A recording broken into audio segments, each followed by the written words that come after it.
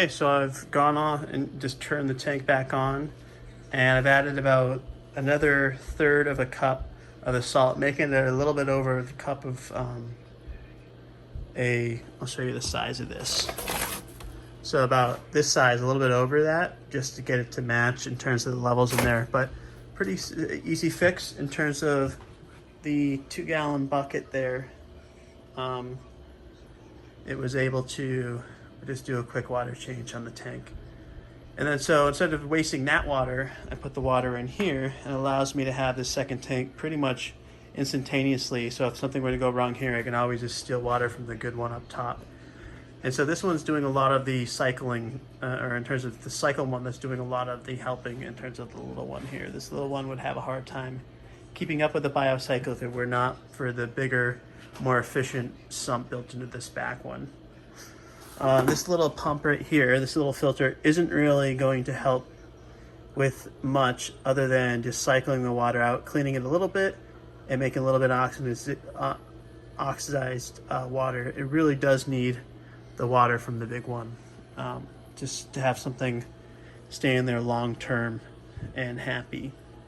And so having a little bit of a waterfall effect there does oxidate a little bit, but something's not going to be as happy living in this dark LED space versus a tank here if there was such a thing as a nano size reef. These two clowns are pretty happy. Now I did stir up the water a little bit, but you can see they are happy and very active. And I did feed them earlier just some flake, so I may feed them again twice since it's a clean. I want them to eat a lot so they get really big and healthy. The big one, this orange Storms, is very active, very big, very healthy. And then he's been nipped at a little bit, but he's also doing good. So might add a few new fish, but again, I kind of want him to recover, so I might wait a few weeks to see what happens with his tail, if he can grow that stuff back out. And then once they're healthy, maybe take them all out of the tank, put them in a bucket for a couple hours with a bunch of new fish and the water, have everything kind of get to know each other in a new space, and then drop them all in here at once and acclimate them in here together. Because one thing I don't want is I don't want the clowns to pick on anything new here. So taking the clowns out of their element for a little bit and putting them in probably this big orange bucket or even just acclimating them all in this white one will allow for us to have some more fish in this small 14-gallon nano tank. I can fit probably 5 fish. I have a few crabs in there, you can see. And the crabs do get very active once you stir up the water. They sense. This is it's a blue scarlet you can't see, and then that's just a hermit over there. Big hermit crab. But yeah, they're cool. They're moving around. And there's another little one somewhere. I don't know where it is. So I'm gonna figure out what kind of fish I want to add here. I was looking on the internet, and damsels are cool, but damsels get too big and aggressive. And clownfish are actually, I think, a species of damsel. Like, they're in that hierarchy of fish. So I've had damsels and clownfish together in bigger tanks, like 100-gallon, but in a small tank like this, you're better off leaving the clownfish being like the community aggressors, because they're pretty soft for aggressors, even though they can't get tough. They're a lot more communal than some other aggressive fish. So having some more passive schooling fish, cardinal fish are good.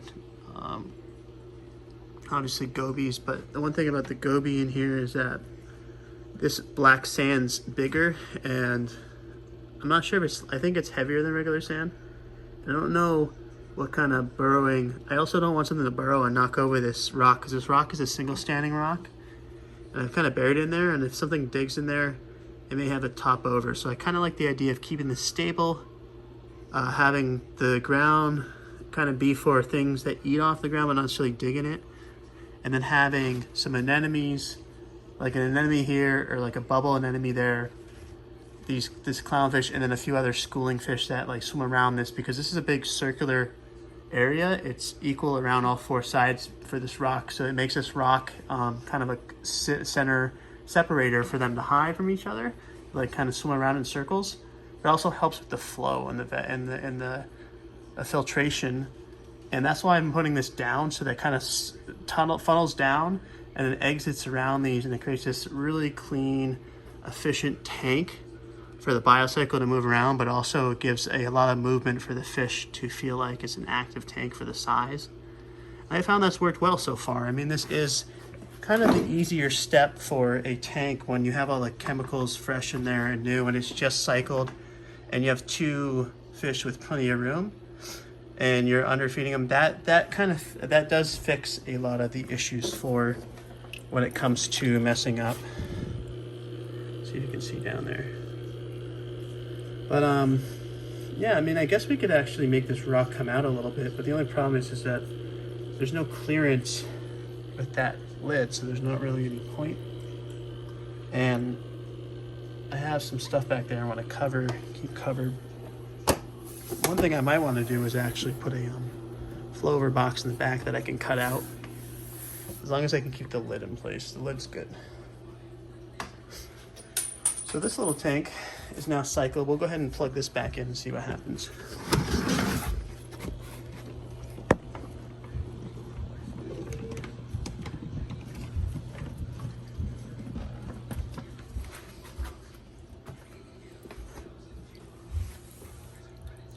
There we go. So that will just continue cycling the tank, and I'll also check these parameters.